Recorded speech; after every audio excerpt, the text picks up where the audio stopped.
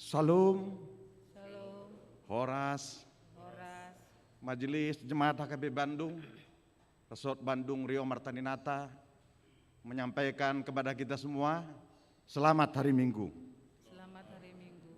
Minggu kita pada hari ini adalah Minggu Septuagesima, 70 hari sebelum kebangkitan, dengan topik diberkatilah orang yang mengandalkan Tuhan. Dalam ibadah kita minggu ini, biarlah kita tetap bersukacita dalam perlindungannya. Kuatlah di dalam iman dan pengharapan, tetap berdoa padanya, dan kita tetap berdiri teguh hanya di dalam penyertaan Tuhan kita Yesus Kristus. Marilah kita berdoa sebelum kita memulai ibadah kita.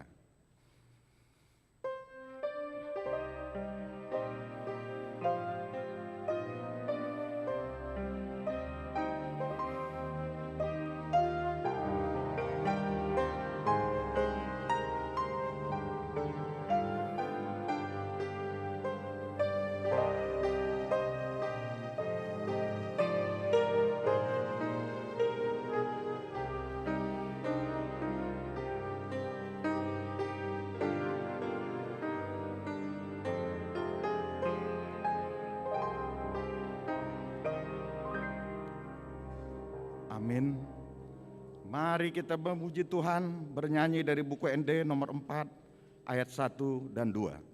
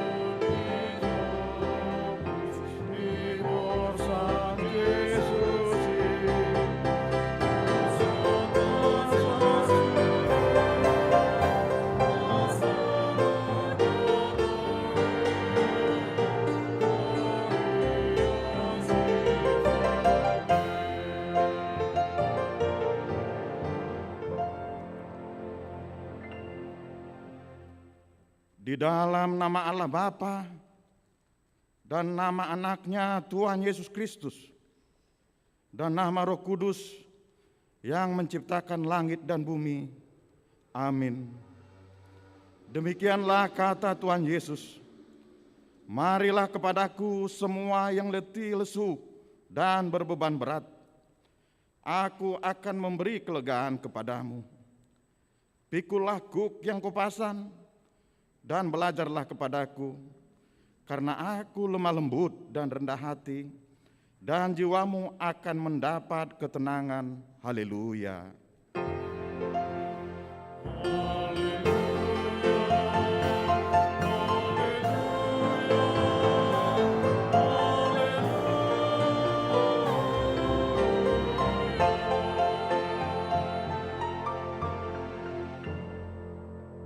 Marilah kita berdoa. Ya Tuhan Allah, Bapa kami yang di surga, kasihanilah kami orang yang berdosa yang lemah ini. Karena musuh kami terlalu kuat untuk kami selalu dikalahkan. Sebab itu, tolonglah kami, berilah kami kekuatan mengalahkan musuh kami. Karena Tuhan Yesus telah menderita untuk kami. Amin.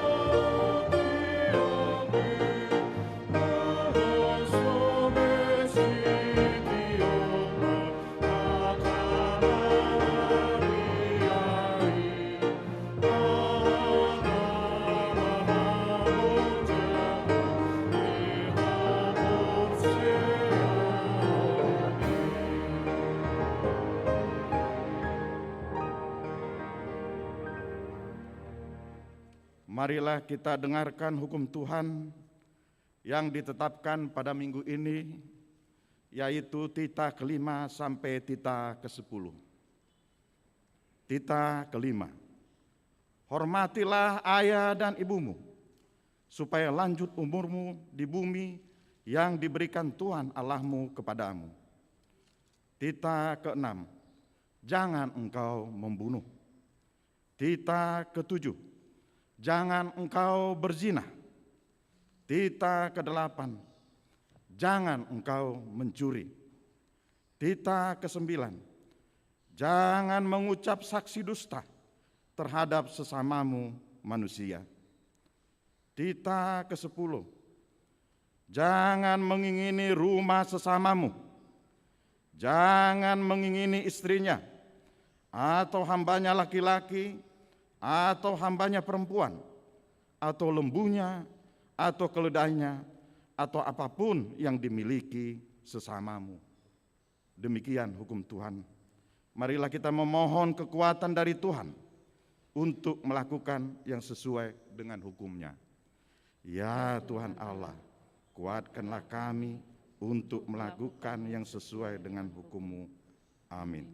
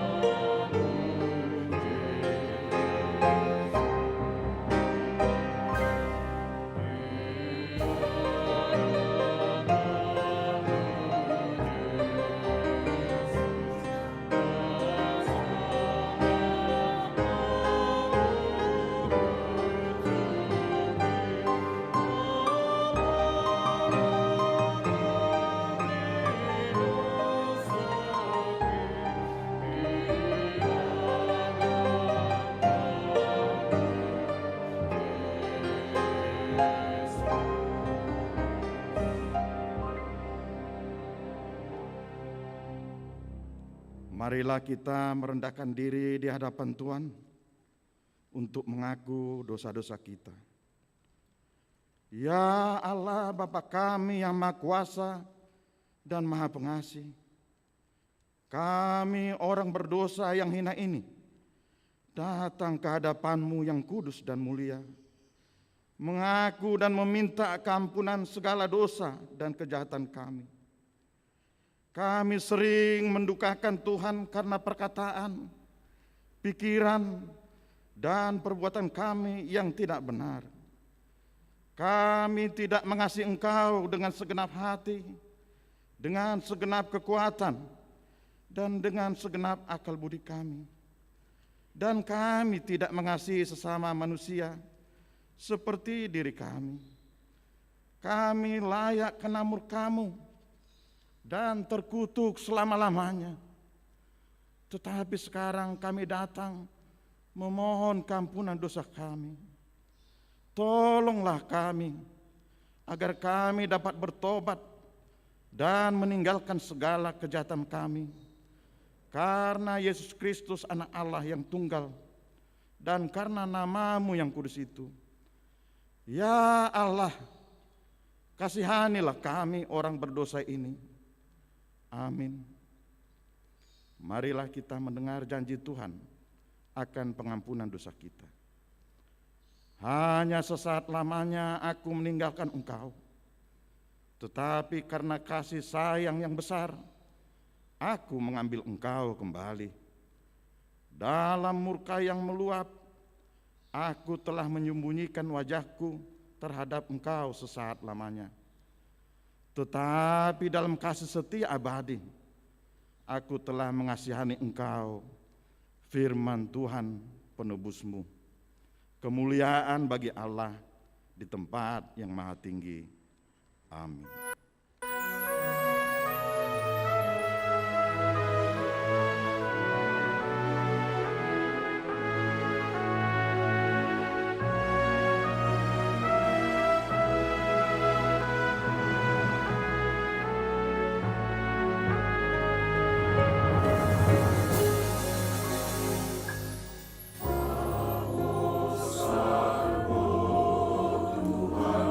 Oh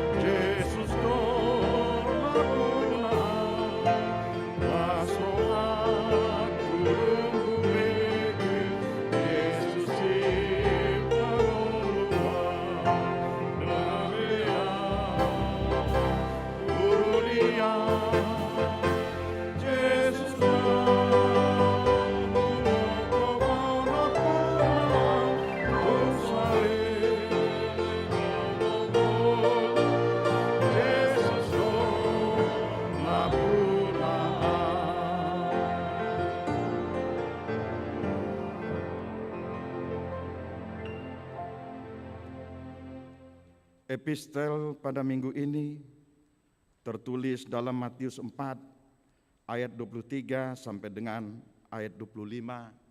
Kita baca secara responsoria. Yesus pun berkeliling di seluruh Galilea. Ia mengajar dalam rumah-rumah ibadat dan memberitakan Injil Kerajaan Allah, serta melenyapkan segala penyakit dan kelemahan di antara bangsa itu. Maka tersiarlah berita tentang Dia di seluruh Syria, dan dibawalah kepadanya semua orang yang buruk keadaannya, yang menderita pelbagai penyakit dan sengsara, yang kerasukan, yang sakit ayan, dan yang lumpuh. Lalu Yesus menyembuhkan mereka. Kita bersama-sama, maka orang banyak berbondong-bondong mengikuti Dia. Mereka datang dari Galilea dan dari Dekapolis, dari Yerusalem dan dari Yudea dan dari seberang Yordan. Demikian firman Tuhan. Berbahagialah orang yang mendengar firman Allah serta yang memeliharanya. Amin.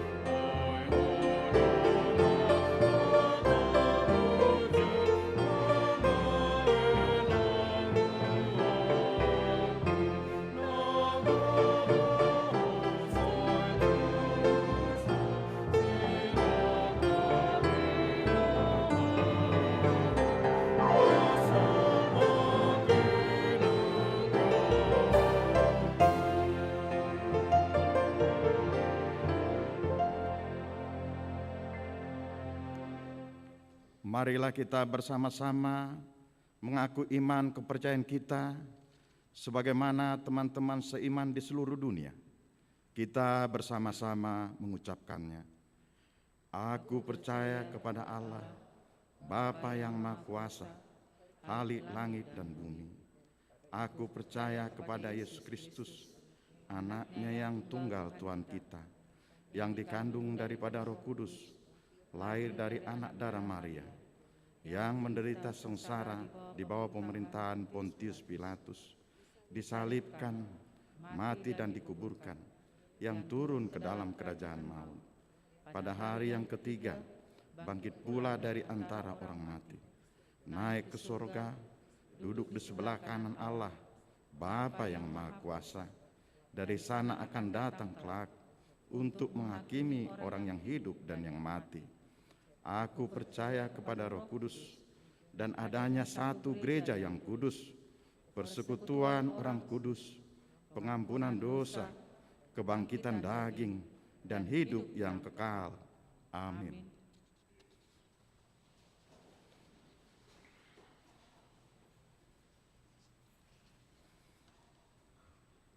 Shalom Mamang Inang dan Poso semuanya. Kami akan membacakan beberapa warta, dan warta yang komplitnya bisa kita baca di QR yang ada di depan bangku kita masing-masing. Minggu Septuagesima 70 hari sebelum Aheon, 13 Februari 2022 pukul 10.00 WIB. Nomor 1, Ruas Natamba. Salah.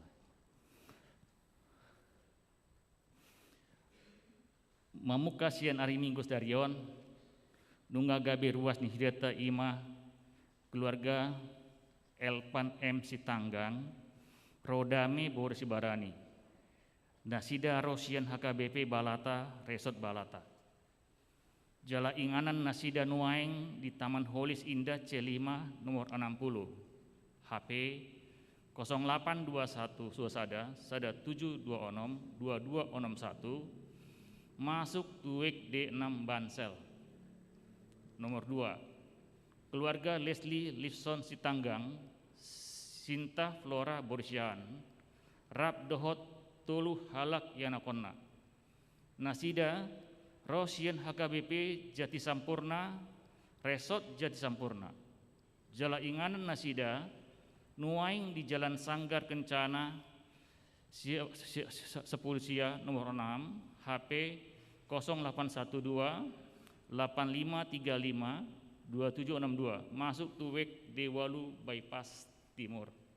Nomor 2 ruas titipan pengembalaan Mamuka sian ari Minggu sedarion 10 Februari 2022 gabe ruas titipan pengembalaan di Huriata Ima Enrico Rambe Manalu ruas nih HKBP Seksama Resort Seksama Medan Seleling Studi di Bandung. Nomor 3 raport Majelis Pekerja Sinode Manang MPS HKBP di hari Senin Rabu tanggal 10 Februari 2022 Maringanan di Pia Raja Tarutung di Patupado raport Majelis Pekerja Sinode Manang MPS HKBP utusan sian distrik 10 Walu Jabar Tindie Laho Mandohoti Rapoti Ima Pendeta Jason Simanjuntak STHMM Manang utusan MPS sian Parlado Nagok Tiki Dohot Situa R Huta Barat utusan MPS sian Sintua Tatangya Konma Asadenggan Mardalan rapot MPS HKBPI. Nomor 4 PA Praremaja Dohot Remaja PA Naposo di hari Sabtu tanggal 10 Februari 2022 pukul 10 WIB di Patupado Sada PA Praremaja Dohot Remaja Maringanan di Gudung Rukan Turuas kelas pitu sahatu naso maka tindakon haporsiaon dope. Nomor 2 PA Naposo Maringanan di gereja Turuas naung makitandakon haporsiaon. Nomor 5 maka tindakon jemaat mahasiswi untuk beribadah di HKBP Bandung. Dalam rangka pengembangan pelayanan di HKBP Bandung, khususnya untuk kebaktian pukul 15.00 WIB, HKBP Bandung akan melakukan pendataan jemaat mahasiswa-mahasiswi yang berdomisili di sekitar kampus Jatinangor, Unpad, ITB, IKOPIN, IPDN, UNWIM, dan kampus Dayakolot di Telkom University yang akan mengikuti kebaktian di HKBP. Oleh karena itu, bagi jemaat mahasiswa-mahasiswi yang berdomisili di sekitar kedua lokasi tersebut agar dapat mengisi data melalui link Google Form Huria.naposo. Sebelum saya membacakan nomor 6, terlebih dahulu saya sebagai pribadi warta jemaat, sebenarnya warta jemaat ini dibacakan dalam bahasa Indonesia. Tapi karena yang terambil sama saya jam 7, terpaksa saya baca di jam 7. Jadi Amanginang, Naposo semua termasuk yang di rumah, saya bacakan seharusnya bahasa Indonesia jadi bahasa Batak. Jadi yang nomor 6 ini saya bacakan dalam bahasa Indonesia. Pada hari Sabtu 12 Februari 2022 telah meninggal dunia Bapak yang kita kasihi, Bapak Todo Simanjuntak dari Wekstar Bumcit, tutup usia 54 tahun. Mari kita doakan seluruh keluarga besar agar diberikan Tuhan kekuatan dan penghiburan. Begitulah warta jemaat pada jam 10 pagi ini. Tuhan Yesus memberkati. Mari kita memuji Tuhan, bernyanyi dari buku ND nomor 720 ayat 1 dan seterusnya, sambil mengumpulkan persembahan untuk Urhia 1A dan 1B.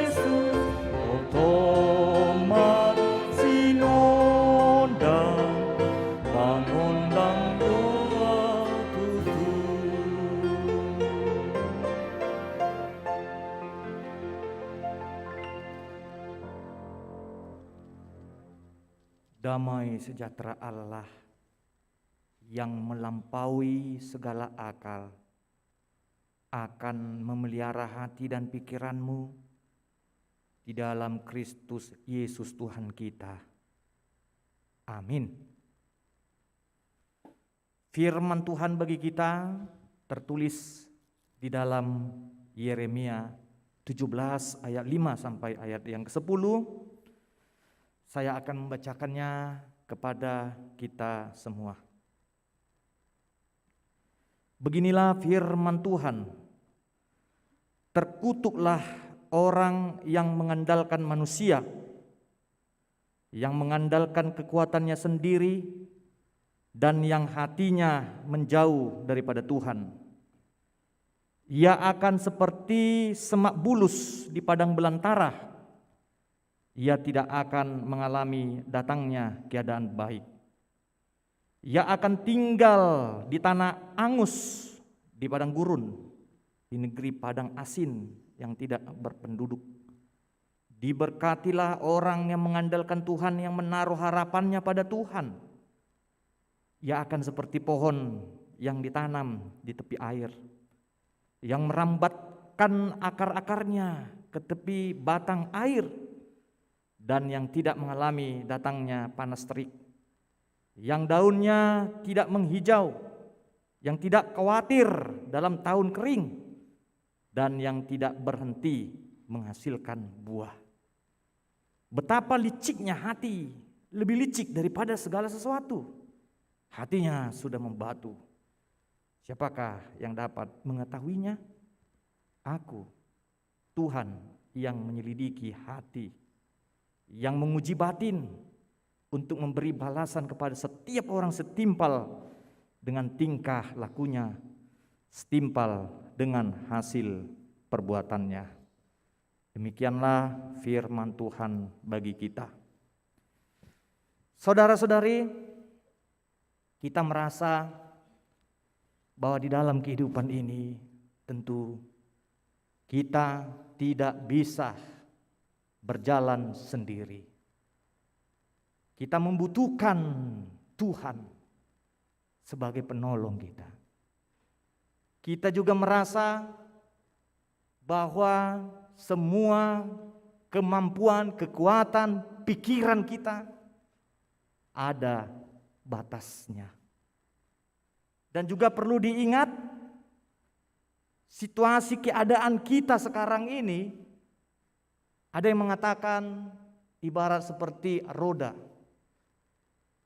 Kita tidak mungkin selalu di atas, dan tentunya roda akan berputar ke bawah. Artinya, saudara-saudari, ada saatnya kita akan jatuh, menghadapi kesusahan, kesulitan di dalam kehidupan ini.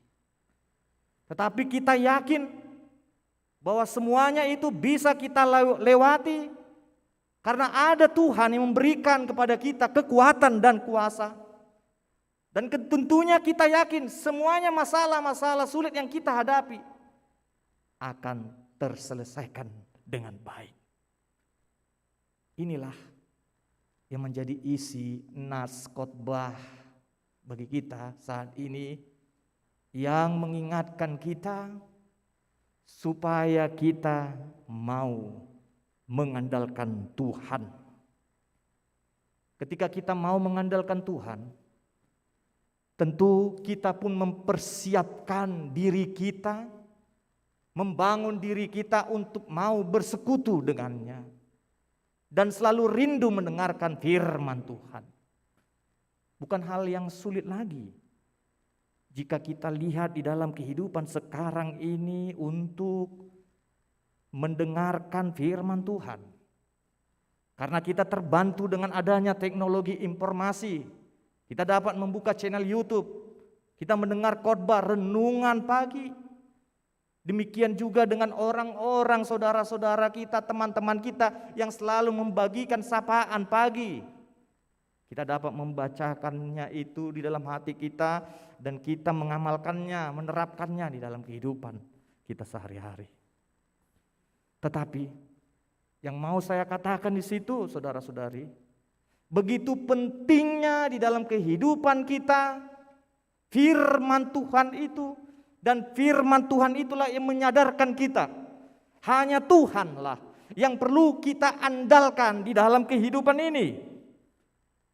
Tentu kita akan mengetahui dari nas khotbah ini Bagaimana sebenarnya orang-orang yang mau mengandalkan Tuhan? Dari nas ini bisa kita lihat dengan tegas dan berani Yeremia menegur tindakan dari sesamanya, bangsanya, bahkan dari raja pimpinannya, supaya jangan mengandalkan kemampuan sesamanya, mengandalkan manusia. Justru saat kita mengandalkan kekuatan diri kita, kekuatan sesama kita, disitulah nantinya kamu akan melihat bahwa hidupmu akan semakin kerdil, semakin kecil dibandingkan dengan orang-orang yang mengandalkan Tuhan. Dan itu diungkapkan oleh Yeremia seperti ibarat semak bulus di padang belantara, seperti tanah angus di padang gurun, dan seperti orang-orang yang tinggal di negeri padang asin.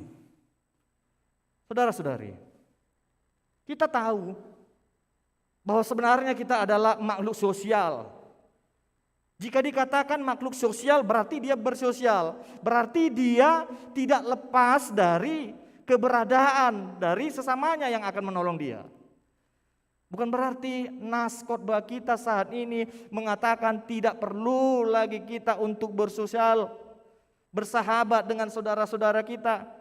Bukan berarti kita disuruh untuk mengurung diri, tidak mau bersahabat, berkumpul dengan sahabat-sahabat kita. Demikian juga jika dikatakan di dalam nas khotbah ini bagi kita, andalkanlah Tuhan. Bukan berarti kita jatuh ke dalam pemahaman ajaran fatalisme yang berserah kepada nasib.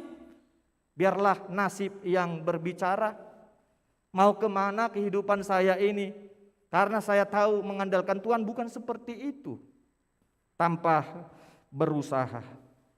Yang menunggu bantuan orang layaknya seperti seorang pengemis atau peminta-minta. Saudara-saudari, jika dikatakan bagi kita mengandalkan Tuhan, berarti disitulah kesempatan bagi kita diberikan oleh Tuhan untuk bangkit dari keadaan yang sulit, bangkit dari keterpurukan kita dan berusaha untuk belajar melihat apa sih kelemahan, kekurangan di dalam diriku, apa yang telah kulakukan sehingga aku gagal. Artinya ketika kita mengandalkan Tuhan, kita meyakini Tuhan beserta kita, memberikan kepada kita jalan ke arah hidup yang lebih baik. Demikian juga saat Tuhan mengajarkan kepada bangsanya Israel sewaktu mereka di padang gurun menuju tanah Kanaan. Mereka mengalami perjalanan yang panjang, 40 tahun. Coba dulu kita uji. Di rumah kita masing-masing, kita buka HP kita, kita pakai Google Map, kita buat berjalan berapa jarak antara Mesir sama Kanaan. Di situ bisa kita temukan 800 km dan hanya bisa ditempuh dengan jarak 25 hari. Bandingkan dari 40 tahun ke 25 hari. Apa maksud Tuhan membuat bangsa Israel itu berjalan 40 tahun lamanya? Disitulah Tuhan mengajarkan kepada umatnya supaya umatnya itu mau sabar. Mengajarkan tidak ada yang instan, tidak ada yang serba cepat saji, yang langsung diminta, kemudian diharapkan lekas tersedia di hadapan kita. Saat kita mengandalkan Tuhan, saudara-saudari, disitulah kita menemukan ada kekuatan yang lebih besar yang tanpa kita pikirkan datang di dalam diri kita. Disitulah kita menemukan ada kebijaksanaan di dalam diri kita. Dan inilah yang dirasakan, diyakini oleh Raja Daud. Saat Daud menghadapi Goliat dengan postur tubuh yang kecil tanpa memakai senjata perang, dia mengandalkan Tuhan, bukan mengandalkan pedang. Dan Daud diberikan Tuhan kemenangan. Kekuatan yang luar biasa. Demikian juga Salomo. Begitu rumitnya persoalan-persoalan yang dihadapinya di tengah-tengah masyarakat umat Israel. Tetapi dia mengandalkan Tuhan.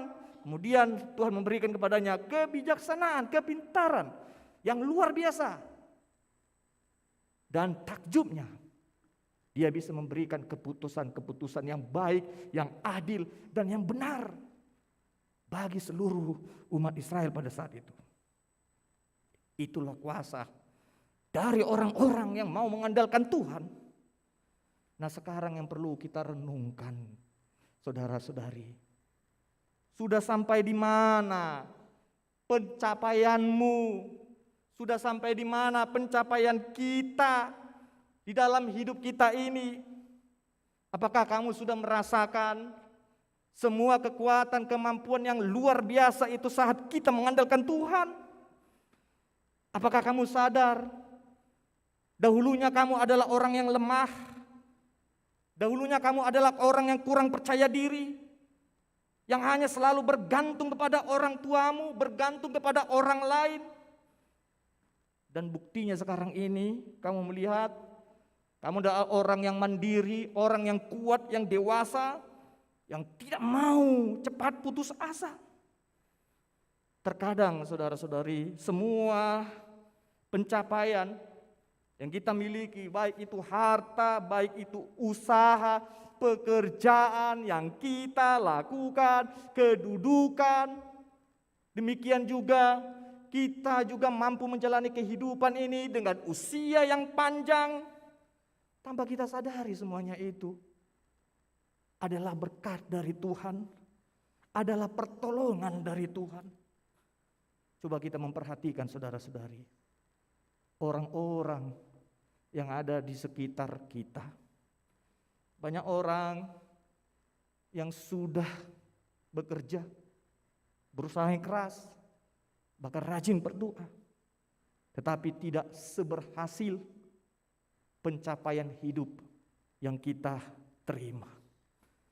Bagaimana dengan saudara-saudara kita yang kita lihat yang tidur di gorong-gorong, ada yang tidur di gerobak sampah, bahkan yang kurang makanan, tidak sebahagia kita. Ada juga saudara-saudara kita yang saat ini juga yang terbaring lama di tempat tidurnya, yang tidak bisa berjalan. Sering sekali saudara-saudari, kita kurang bersyukur kepada Tuhan.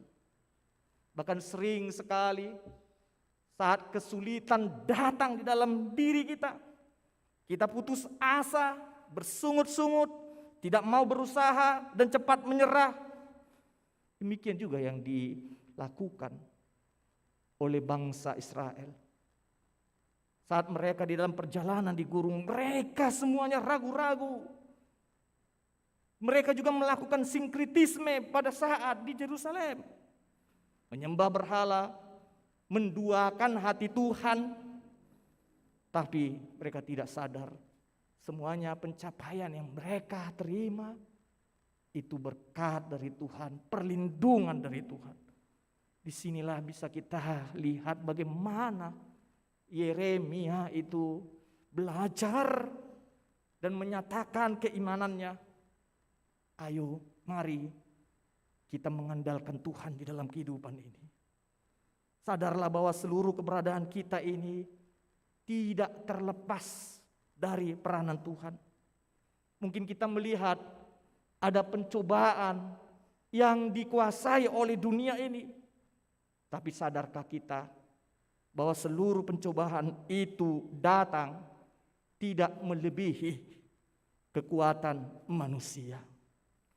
Percayalah saudara-saudari, pencapaian hasil orang-orang yang mengandalkan Tuhan pasti lebih baik dari orang-orang yang hanya mengandalkan kemampuannya sendiri, kemampuan dari sesamanya.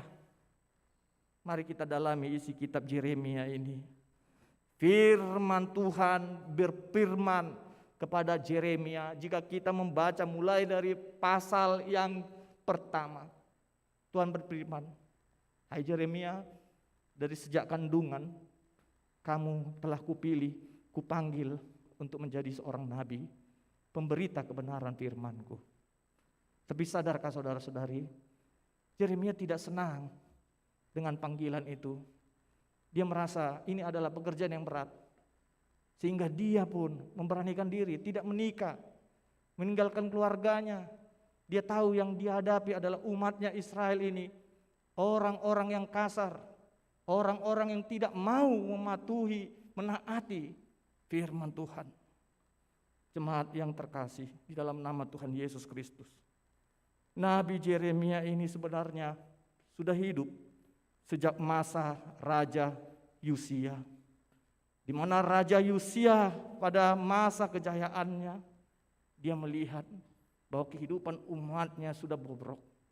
Dia melakukan revolusi iman dengan melarang umatnya itu menyembah patung-patung buatan tangan manusia. Raja Yosia terus melakukan reformasi keimanan.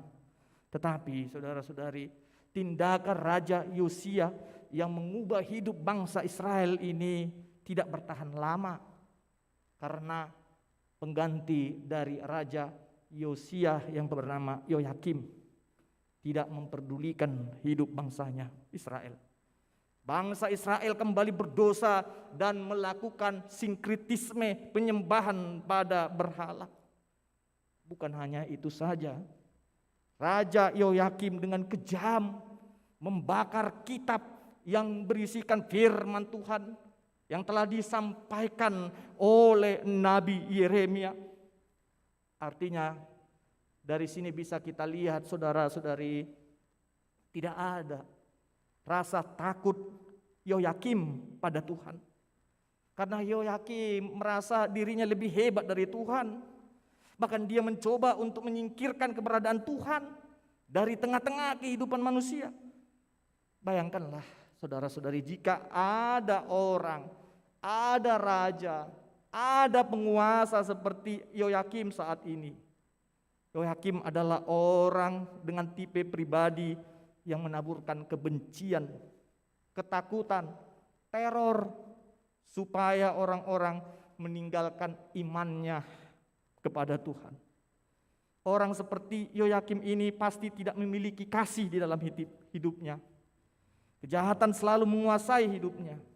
Setiap hari, pagi malam, dia selalu merancang hal-hal yang jahat untuk melukai saudaranya. Tak ada kedamaian di dalam hati orang seperti Yoyakim ini.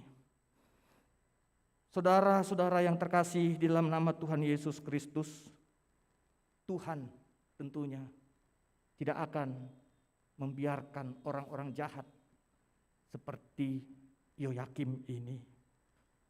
Orang-orang yang percaya kepada Tuhan pasti diselamatkan. Dan firman Tuhan tidak akan pernah dilenyapkan dari dunia ini. Dan hal yang perlu kita ketahui, bahwa isi kitab Yeremia yang ada di dalam Alkitab ini sebenarnya adalah kitab kedua setelah kitab pertama yang telah dibakar oleh Raja Yoyakim. Artinya saudara-saudari, Tuhan tidak akan membiarkan perkataannya dimusnahkan oleh kuasa jahat, kuasa dunia ini. Tuhan Yesus pun pernah berfirman dengan mengatakan, langit dan bumi akan berlalu, tetapi ingatlah, perkataanku tidak akan berlalu. Minggu ini kita akan memasuki minggu pra-passion, mengenang penderitaan Tuhan Yesus, minggu Septuagesima, minggu ke-7 sebelum kebangkitan Tuhan Yesus.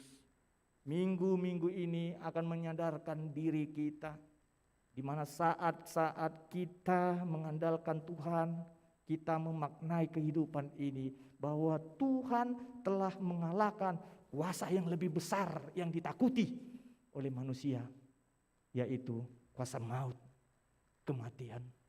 Yesus telah memberikan kepada kita bukti bahwa Dia akan membangkitkan orang-orang yang percaya kepadanya. Dan pada nas khotbah minggu ini kita ditantang, kita ditanya, siapa yang kita andalkan di dalam hidup ini?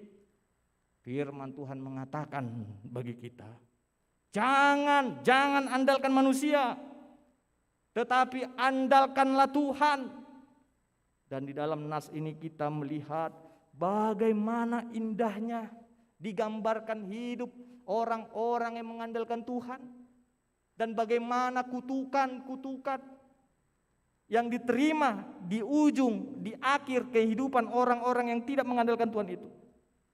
Hidup orang yang mengandalkan manusia atau yang tidak mengandalkan Tuhan dikatakan, diibaratkan seperti semak bulus di padang belantara, tanah angus di padang gurun, dan hidup di negeri padang asin yang tidak berpenduduk. Maksud dari ungkapan ini adalah bahwa orang yang tidak mengandalkan Tuhan tidak akan mengalami datangnya keadaan yang baik. Seluruh yang dia perbuat dan rencanakan pasti gagal. Tetapi sebaliknya, orang-orang ini ketika tidak bertobat, tidak mau kembali ke jalan Tuhan, dikatakan lagi, jalan hidup mereka akan bernasib seperti semak bulus dan akan dibuang ke negeri orang yang tidak menghasilkan buah yang bermanfaat, dan mereka akan diasingkan. Saat Tuhan terus berfirman mengingatkan umatnya Israel untuk bertobat, tetapi umatnya Israel tetap saja meminta pertolongan dari manusia, yaitu dari bangsa Mesir, dan akibatnya mereka pun dibuang ke Babel. Saudara-saudari, dari sini bisa kita lihat tidak ada yang luput dari hukuman Tuhan. Segala perkataan yang Tuhan sampaikan pasti terjadi. Jangan kita mau ragu terhadap firman Tuhan. Bagaimana sekarang ini akhir dari hidup Raja Yehoyakim? Pada tahun 598 sebelum Masehi, Nebukadnezar mengepung Yerusalem, dan di tengah situasi yang gawat ini, Yehoyakim pun terbunuh dan meninggal dunia. Kita tidak akan mendapatkan keamanan, kenyamanan, dan kebahagiaan jika kita mengandalkan kuasa di luar Tuhan. Diberkatilah orang yang mengandalkan Tuhan, yang tidak hidup seperti orang-orang yang mengandalkan kekuatan manusia, yang hanya menikmati kebahagiaan sesaat. Orang yang hidup menurut jalan Tuhan dikatakan, diibaratkan seperti pohon yang ditanam di tepi air. Akar-akarnya merambat ke tepi batang air, dan yang tidak mengalami datangnya panas terik. Daun-daunnya tetap hijau, yang tidak khawatir dalam tahun kering, yang tidak berhenti menghasilkan buah. Saudara-saudari, jika kita melihat pohon yang ditanam di tepi air, ini merupakan metafora untuk keadaan yang jauh lebih baik daripada semak bulus, seperti tumbuhan yang membutuhkan air untuk bertahan hidup, bertumbuh, dan berbuah. Pohon yang ditanam di tepi aliran air akan selalu mendapatkan persediaan air yang melimpah, tidak mengenal musim panas, musim kering. Demikianlah indahnya hidup orang-orang yang percaya pada pertolongan dan perlindungan Tuhan. Akarnya akan kuat, bertumbuh, dan berbuah. Mereka tidak akan mengalami kekurangan kebutuhan, sebab Tuhan sendiri yang akan menyediakan makanan dan minuman bagi mereka yang berkelimpahan. Hal ini merupakan gambaran yang kontras dengan mereka yang lebih mengandalkan manusia tadi. Orang yang mengandalkan Tuhan dalam hidupnya akan senantiasa mendapatkan pemeliharaan Tuhan, pemeliharaannya yang terus-menerus, pemeliharaan yang tidak perlu dibayar dengan upeti apapun. Saudara-saudari, perhatikanlah saat ini perbuatan-perbuatan orang-orang yang kita kenal, banyak orang yang mengandalkan jabatan, mengandalkan kedudukan saudaranya, sesamanya, demi mendapatkan tempat yang empuk, tempat yang nyaman, memberikan parsel atau melakukan tindakan gratifikasi agar tujuan kepentingannya terpenuhi, agar juga supaya kejahatannya tertutupi dan tidak diketahui oleh orang lain. Tetapi ingatlah bahwa Tuhan tahu seluruh isi hati manusia, baik itu rencana jahatnya, pikiran kotornya, hati yang liciknya. Jangan kita pernah mau terpengaruh dan ikut-ikutan dari tindakan orang-orang yang picik, orang-orang yang jahat ini. Sepintas, jika kita melihat tidak ada terjadi apa-apa yang dilakukan oleh orang-orang yang jahat, oleh orang-orang yang mengandalkan manusia. Tapi percayalah kepada firman Tuhan yang mengatakan, Aku Tuhan yang menyelidiki hati, yang menguji batin untuk memberi balasan kepada setiap orang setimpal dengan tingkah lakunya, setimpal dengan hasil perbuatannya. Marilah kita terus berbuat baik. Jangan takut terhadap apa yang harus kita derita. Hendaklah kita setia sampai mati, maka Tuhan pun akan mengaruniakan kepada kita mahkota kehidupan. Amin. Kita bersatu di dalam doa. Ya Tuhan, terima kasih karena kami telah mendengarkan firman-Mu, di mana Engkau telah berfirman bagi kami, supaya kami tetap mengandalkan-Mu. Kami sadar semua kemampuan yang kami miliki dalam tubuh kami ini ada batasnya. Tetapi Engkau Tuhan memiliki kuasa tanpa batas, kuasa yang lebih besar dari kuasa yang ada di dunia ini. Dan kami yakin saat kami memanggil-Mu, Engkau hadir dan memberikan yang terbaik dalam kehidupan kami. Ya Tuhan, kami memanggil Engkau pada saat ini. Kiranya Engkau mencurahkan berkat-Mu kepada seluruh jemaat. Kiranya mereka juga dapat dipenuhi perlindungan daripada-Mu dan menjalani masa-masa pandemi ini. Kami tahu Tuhan, di hari-hari ini, di masa ini pandemi, karena versi yang baru Omikron telah meningkat. Hanya Engkau Tuhan yang bisa kami andalkan. Hanya Engkau Tuhan tempat perlindungan kami. Oleh karena itu, lindungilah seluruh jemaat-Mu supaya terhindar dari pandemi ini. Dan kami percaya Engkau berkati Tuhan para tenaga medis dan seluruh orang-orang Tuhan yang terlibat membantu kami di dalam membuat protokol kesehatan. Kiranya semuanya itu mereka dapat menjadi berkat. Demikian juga kami Tuhan, berikan kepada kami ketaatan supaya kami juga taat untuk menjaga diri kami mematuhi protokol-protokol kesehatan yang telah ditetapkan. Demikian juga Tuhan berkati seluruh makanan, obat yang dipakai oleh saudara kami yang sakit. Kiranya itu juga memberikan kesembuhan dalam tubuh kami.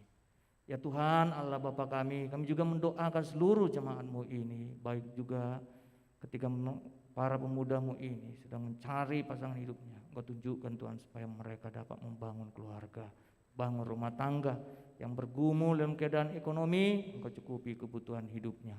Demikian juga Tuhan saudara-saudari kami jemaat-Mu yang sakit, Engkau juga memberikan kepada mereka kesembuhan. Ya Tuhan Allah Bapa kami merasa berduka cita juga karena turut merasakan dari kepergian Bapak Todo Simanjuntak. Engkau berkati Tuhan keluarga yang dia tinggalkan, baik istrinya, anak-anaknya, dan seluruh saudaranya Tuhan, supaya mereka menjadi terhibur. Dan kami percaya Tuhan Engkau selalu memberikan kepada mereka kebutuhan hidup yang mereka perlukan.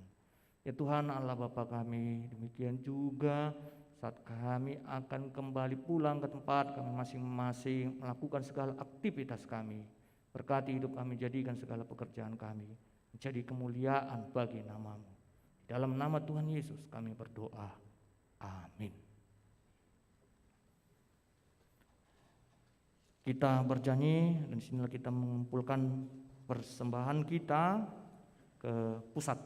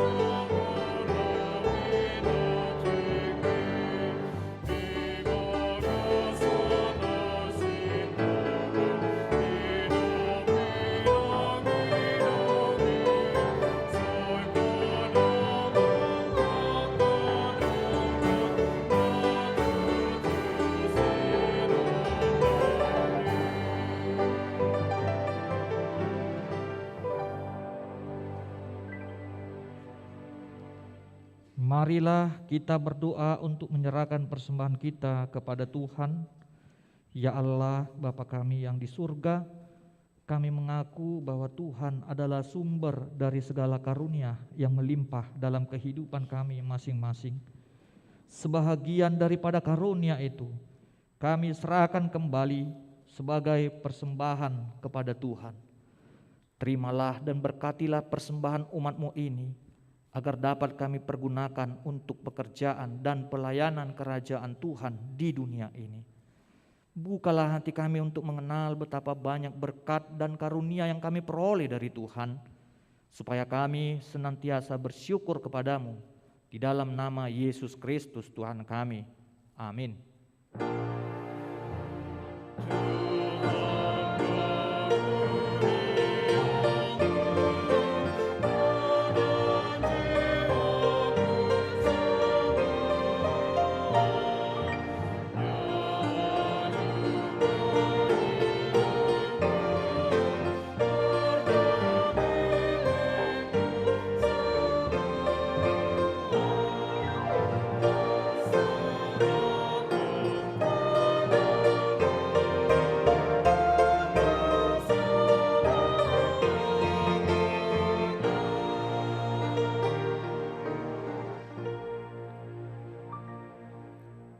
Bapa kami yang di surga, dikuduskanlah namamu, datanglah kerajaanmu, jadilah kehendak-Mu di bumi seperti di surga.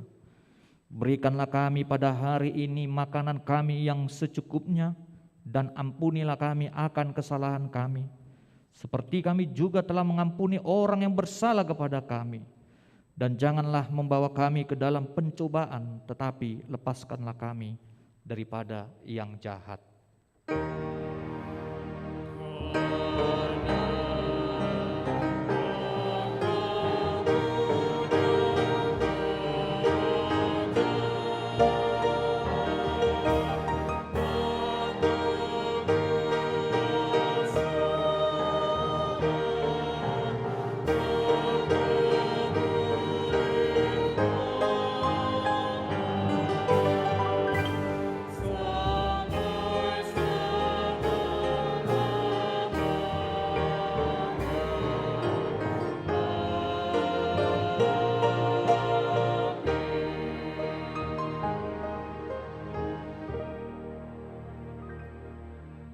Terimalah berkat dari Tuhan Allah. Tuhan memberkati dan melindungi engkau. Tuhan menyinari engkau dengan wajah-Nya dan memberi engkau kasih karunia-Nya. Tuhan menghadapkan engkau dengan wajah-Nya dan memberi engkau damai sejahtera-Nya. Amin.